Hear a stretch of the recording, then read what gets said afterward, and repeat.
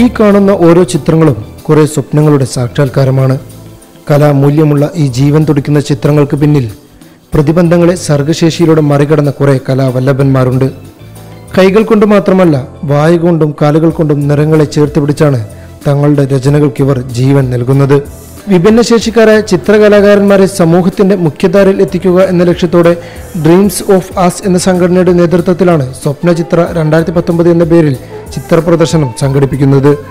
Kozhikode Lalithakala academy art ഗാലറിയിൽ നടക്കുന്ന പ്രദർശനത്തിൽ കേരളത്തിലെ 14 ജില്ലകളിൽ നിന്നായി 50 കലാകാരന്മാരുടെ തെരഞ്ഞെടുക്കപ്പെട്ട 100 ചിത്രങ്ങളാണ് പ്രദർശിപ്പിക്കുന്നത്.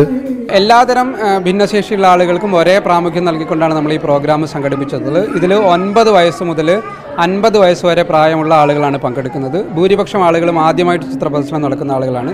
പ്രദർശനം കാണാനെത്തുന്നവർക്ക് ചിത്രങ്ങൾ സ്വന്തമാക്കാനുള്ള അവസരവുമുണ്ട്. വിൽപ്പനയിലൂടെ ലഭിക്കുന്ന തുക അതത് കലാകാരന്മാർക്ക് തന്നെയാണ് നൽകുക. പ്രദർശനത്തോടനുബന്ധിച്ച് കവിതാവേദിയും പാട്ടുകൂട്ടം ഉൾപ്പെടെ വിഭിന്നശേഷിക്കാരുടെ കലാപ്രകടനങ്ങളുമുണ്ട്.